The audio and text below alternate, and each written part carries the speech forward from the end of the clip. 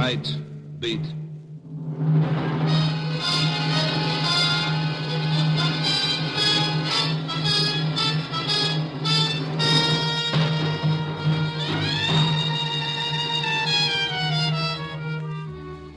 Hi, this is Randy Stone.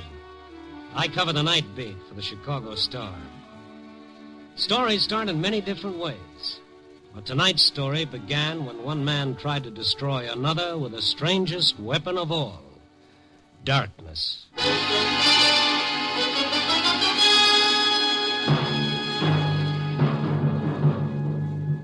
Night Beat, starring Frank Lovejoy as Randy Stone.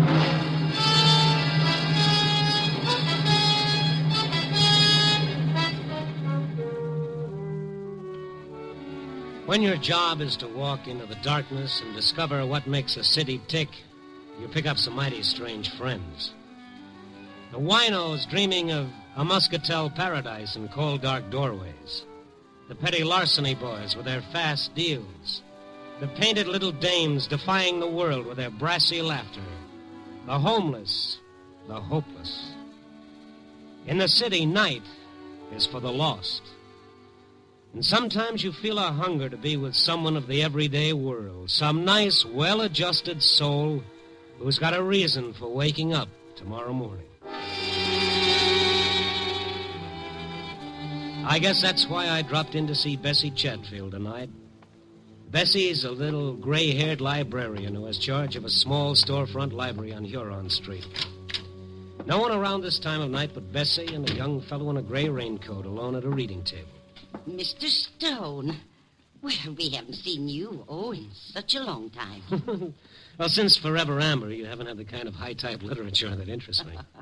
And when you finally do drop in, look what time you get here. 10 o'clock. Right when I have to go over and start turning out the lights. I timed it that way so I could get you behind those bookcases, away from that fellow with the reading desk. Well, I'm afraid your timing is about 35 years off, Mr. Stone. These light switches. Why do they always put them up so high? Aren't you going to tell that fellow it's time to go home? This is the way we tell them. We flick off the lights and then flick them on again. First off, like this. No, don't do that. No! What? Turn the lights on quick. Let me handle him. What's the idea of doing that, mister? That's supposed to be smart or something. Oh, take it easy, fella. Take it easy. Or did he pay you to do it? Is that the deal? Huh? You tell George Brewster that the game doesn't amuse me anymore. You tell him if he keeps that up, I'll kill him. Oh, wait. I turned the lights out. It's closing time. What? Closing time? Oh. Yes, of course. What's wrong with you, buddy? You sick or something? Sick, yes, that's me, sick. Only mine's a childhood disease. Childhood.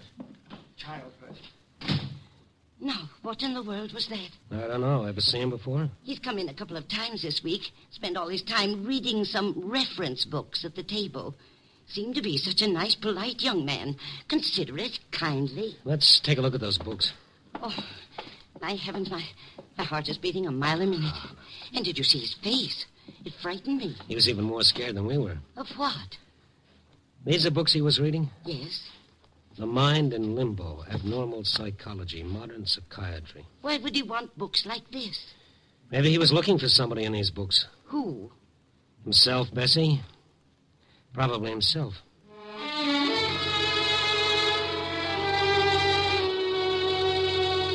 Bessie was pretty upset, so after she locked up for the night, I started walking her toward the elevated station over on Lake Street.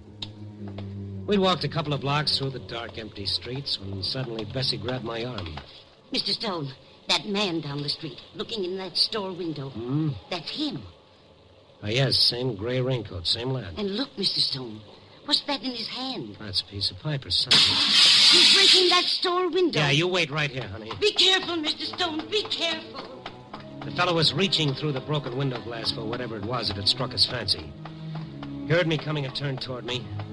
The wan streetlight did something to his face. It seemed twisted and torn. Blood was running down his hand where the glass had cut him. Then I saw what he'd taken from the window. A gun. What's the idea, pal? He spun around and started running for the elevated station down the block. And in the best tradition of the Rover boys, I stayed right on his tail. He turned back to see how I was doing, and he stumbled over a trash can near the curb. I caught up with him, grabbing his arm. Go on me. Leave me alone. Let go of me. He slashed the gun across my face and began running again. I stopped long enough to take a quick inventory of my teeth. Up above, I heard the elevator train coming into the station. The young fellow had reached the station steps and was going up fast, trying to make that train. I reached for one of his legs. He turned and gave it to me right in the stomach. I folded up, and I just sat there. I listened to the train pull away with the fellow on it, and remembered what Bessie had said about him being such a nice, polite young man.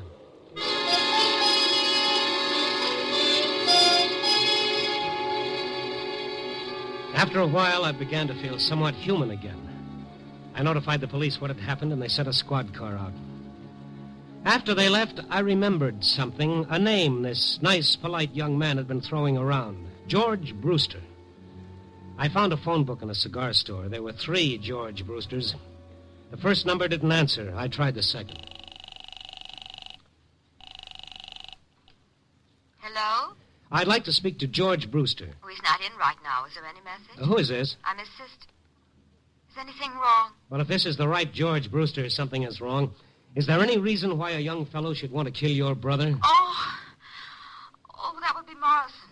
Oh, I warned George. Morrison, huh? Tom Morrison. Where does he live? Our old apartment, 612 Hamlin Avenue.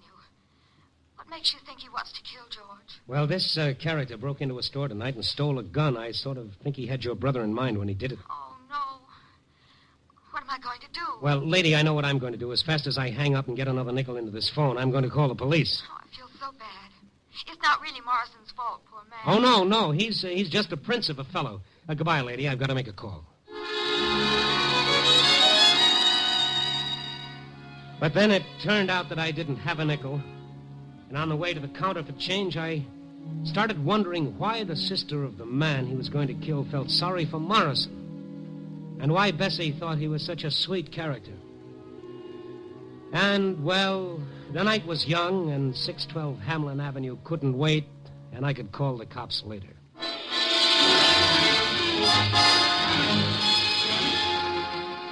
612 North Hamlin was a second-floor flat on the north side. I got there a few minutes after 11 that night. All the windows were lit up. I rang the bell, and I waited. I felt a little bead of sweat zigzagging down my face like it didn't have any place to go. Yes? Oh, it's you. No, let's not close the door just yet. In fact, let's push it open all the way. What do you want? My 2 front teeth and a few ribs. Get out of here. Now, look, pal, don't tempt me. I came against my better judgment to listen to what you've got to say. If I leave now, the only place I'm going is the nearest police station. Police station. I guess maybe that would be the best. What? Otherwise, I don't know what's going to happen. Yeah, I guess you better call the police, mister.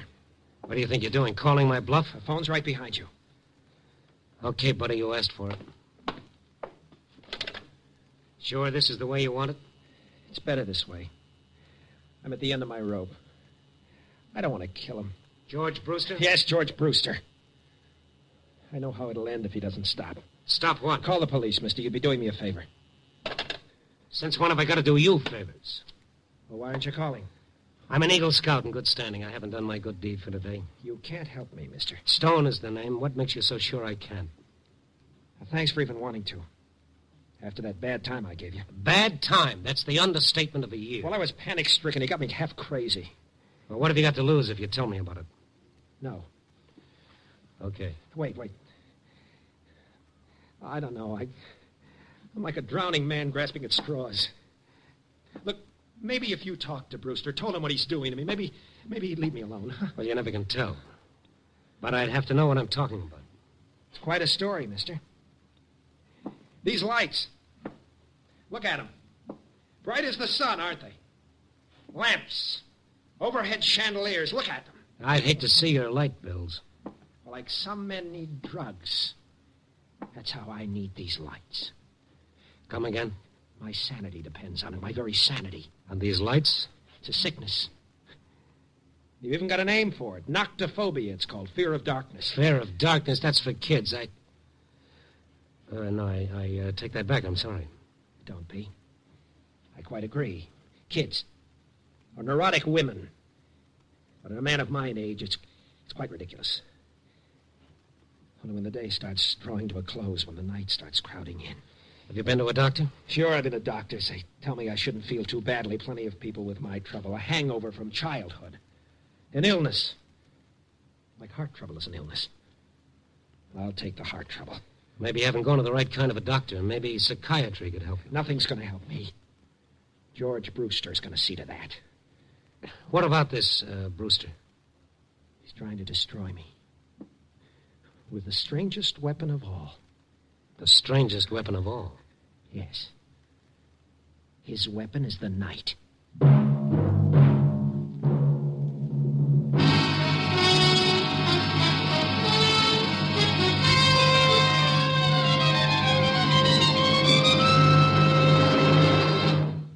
You were listening to Night Beat, starring Frank Lovejoy.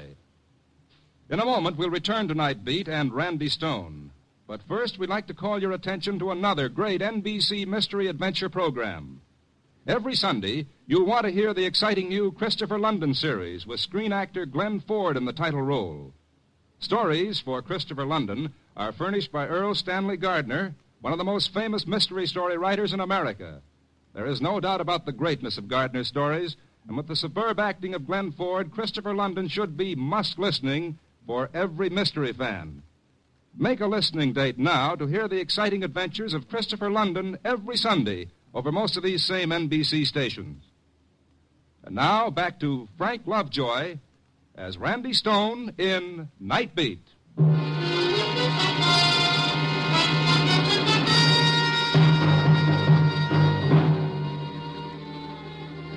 It was a weird feeling standing in Morrison's brilliantly lighted parlor, listening to him tell me about his terror of darkness. A sturdy, healthy-looking man trapped by a childhood nightmare. I felt guilt listening to him, like I was eavesdropping into a dark corner of his mind that was nobody's business but his own. And yet he had to tell me because he needed help. Because George Brewster was using Morrison's fear to destroy him. I was sent to Chicago by our company to replace Brewster, Stone. Till he found out why I was here, he couldn't do enough for me. He even got me this apartment. Greater love hath no man. Then he found out what the setup was. He changed fast enough. How did he find out about this fear of yours? Well, I'm telling you how. The other night, the two of us were working alone in the big vault down at the office, working on some old account or other. And the overhead light, it blew out. Uh-huh. Well, it was so sudden, I couldn't help myself. I tried to keep calm, but... Well, it's like something tearing me to pieces inside. I couldn't breathe. I couldn't... Finally, I had to run. So he found out about... No, he wasn't sure, but it started him thinking. Yes, I see. Next afternoon, he came over to my desk. He was jovial, friendly, like he'd been in the beginning. Saying we'd been at each other's throats long enough. Inviting me to have dinner with him that night. Right from work, we went to his favorite spot on the north side, a place called the Catacombs. I began feeling uneasy the moment I entered.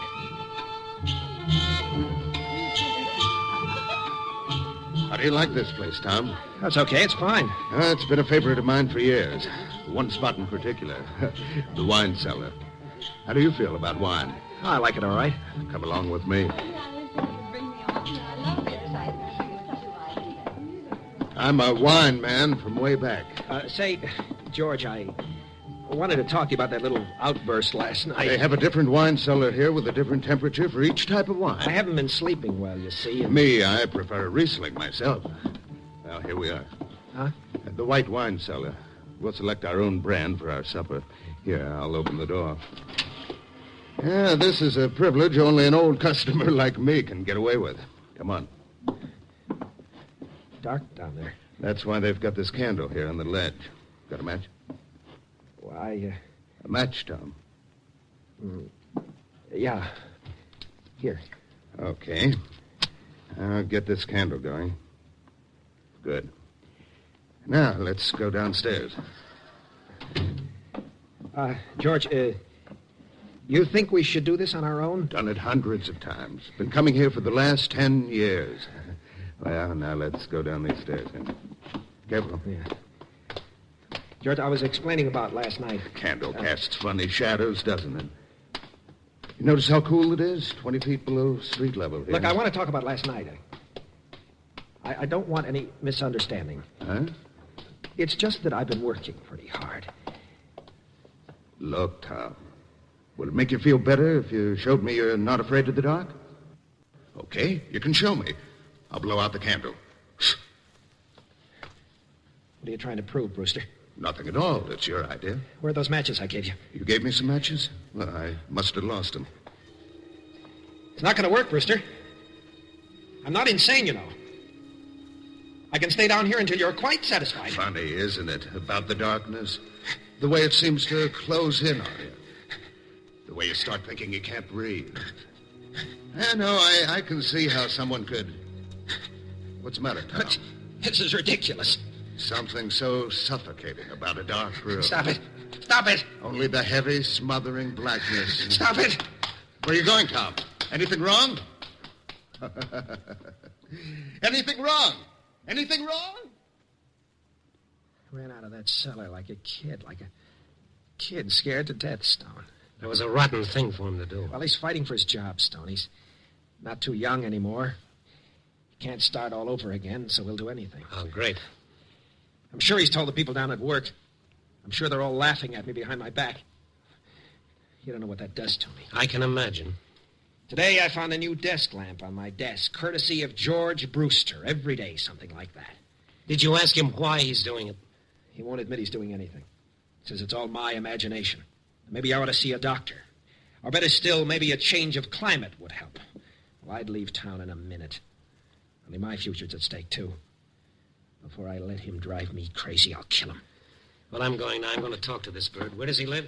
Out in the suburbs, Lake Forest. He lives with his sister. All right, I'll give you a ring as soon as I've seen him. Mr. Stone, I hope you can do some good. Yeah. Oh. Say, I almost forgot something. What? That gun you made off with. Well, Maybe if we're lucky, we can talk the store owner out of pressing charges. I'll try it. That was a crazy thing to do. I was so desperate. Wouldn't have done you much good. When they put them in the window, they never loaded. I'll let you in on a secret. If I hadn't known that, I wouldn't have been such a hero coming here tonight. I'll let you in on a secret, Mr. Stone. You can get bullets without a license. The gun's loaded now. Oh, great. All right, go and get it for me. All right. Yes, I want to give it to you. It's in my bedroom. He started for the bedroom. And then it was almost like a comedy routine where, after the big build-up, the punchline comes right out on cue. The moment he entered the other room, every light in the house suddenly went out. What happened to the lights? Take it easy. Where's the fuse box? I don't know. Never had any occasion to use it. Besides, if it was a fuse, all the lights wouldn't go out. It wasn't you. Use your head. How could I do it? I'm getting out of here. All lights out, too. Stone, Well, maybe something went wrong with the central wiring. But why should it happen exactly now? Wait. Huh? The downstairs apartment. Their lights are on. If it was the wiring... All right. Let's ask them where the fuse box is. Yes? Oh, Mr. Morrison. My lights went out. It might be a fuse. Where are the fuse boxes for these apartments? Out in the back. I'll get a flashlight and show you.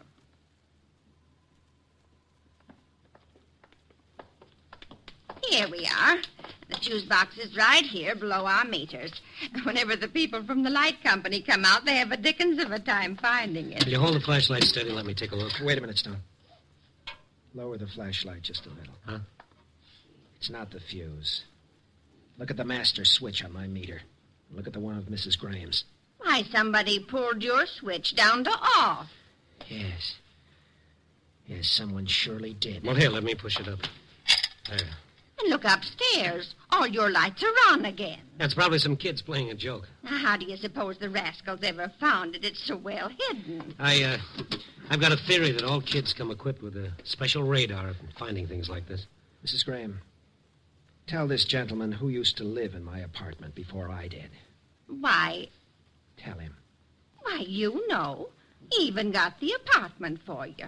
Your friend, Mr. Brewster. But what is that? Tom, that doesn't prove he did it. For me, it does, Stone. For me, it does.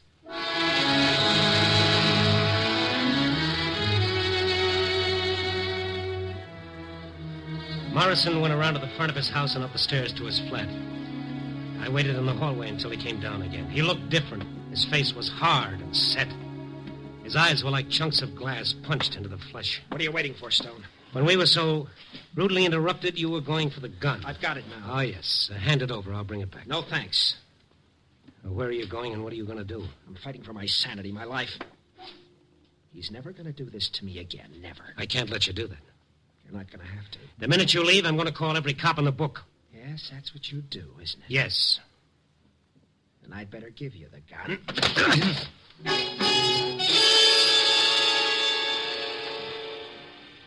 This could become habit-forming. I dropped to my knees in the hallway, and then the hallway subdivided like something under a microscope, and there were 2 hallways, and then there were 4. And then everywhere I looked, there were hallways. Morrison tried to push me aside and get by me, only it was a whole circle of Morrisons. I grabbed at his legs to hold him back, and it was like grabbing at a centipede. Then all the Morrisons in all the hallways brought all their guns down on my one poor head. And that was it, brothers and sisters, that was it. Feeling better, Mr. Stone? Oh, if I felt any better, I'd call an embalmer. Oh, what a business. I heard a commotion, and I came out, and you were lying here. Oh, this my head, or is it a cantaloupe? Oh, how did it happen, and where's Mr. Morrison? Oh, Morrison, yes. How long ago did you hear this commotion? Oh, just a couple of minutes ago. You came out of it real fast. Yeah, I've got an iron constitution. Have you got a phone? Well, yes, but don't you think you Come better... on, lady. Grab my head, put it back on nice and neat, and let's get to that phone.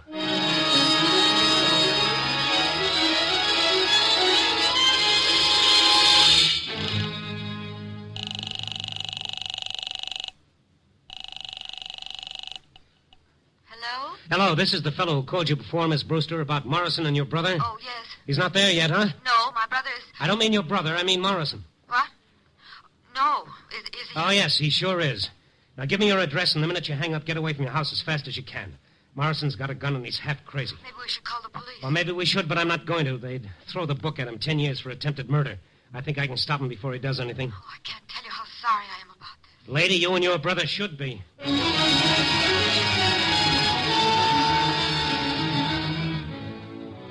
The cab got me out to their Lake Forest house in less than 20 minutes.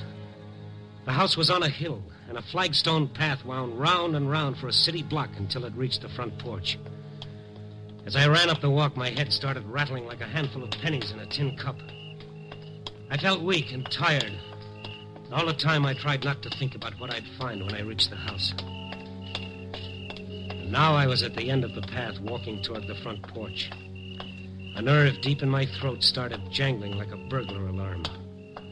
The house was in darkness, and Morrison was standing beneath a little porch light, his gun pointed right at me.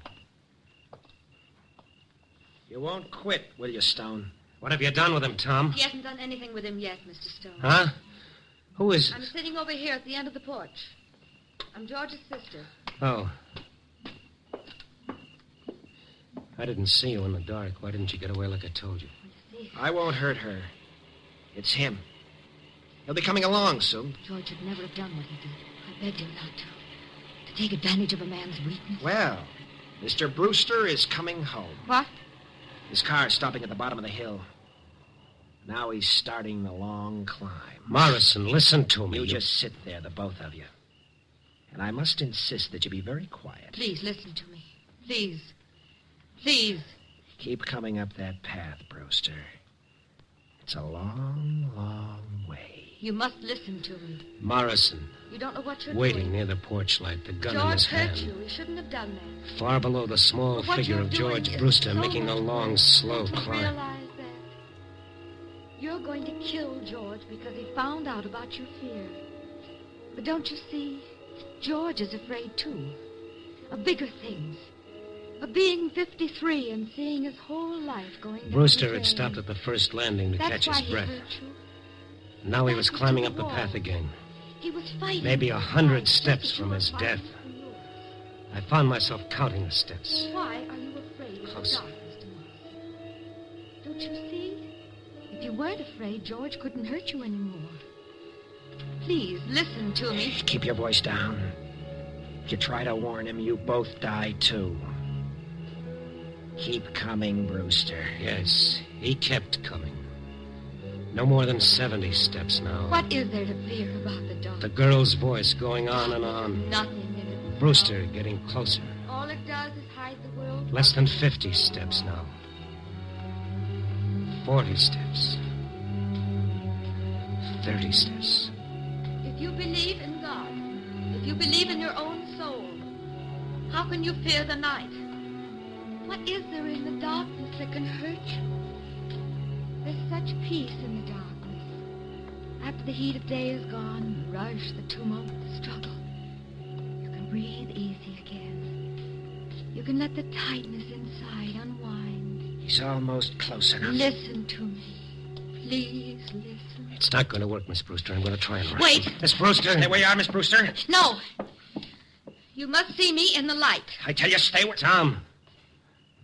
Look at her. I didn't realize. I'm not afraid. What right have you to fear? Julie, is that you on the porch? What right have you to fear, Mr. Morrison? What right? Oh, what a long climb. Must be getting old. Well, what are you doing here, Morrison? And who's this? Oh, don't mind me. I just came along for the ride. What's this all about? I just came to say goodbye, Brewster. You're leaving? Yes. I'm going back and tell them you've done a good job here. It's not fair to replace you after so many years. You're sure nobody scared you away, Morrison? Look at him, Brewster. Does he look like he's afraid?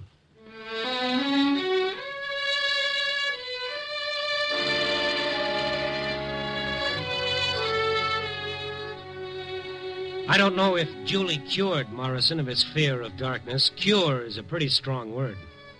But maybe she helped. I kind of think so. I do know this. It's going to be mighty hard for Tom to fear the darkness, knowing Julie is not afraid. For neither Tom nor I will ever forget what we saw as the porch light lit up her face. Julie Brewster, who did not fear the darkness, was blind.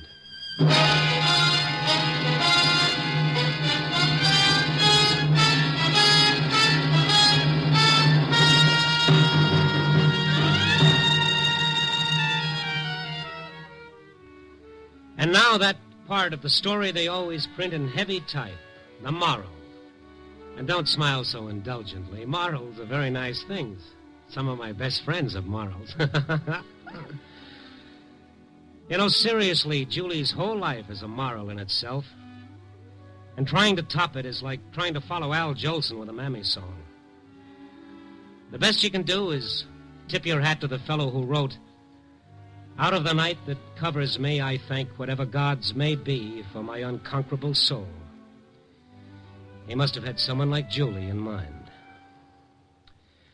Well, 4 o'clock in the morning, stale cup of coffee, a tired sandwich, and a story to dictate, and I worry about my unconquerable soul. Ah, me. Give me a rewrite.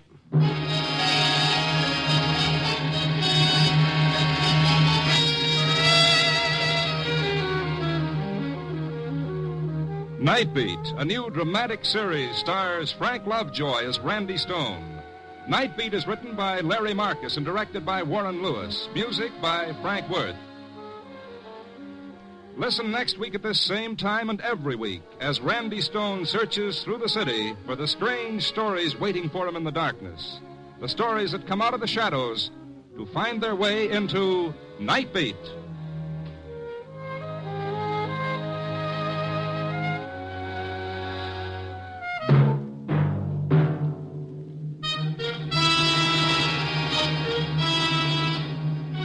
Stay tuned for Brian Donlevy and Dangerous Assignment on VintageRadioshows.com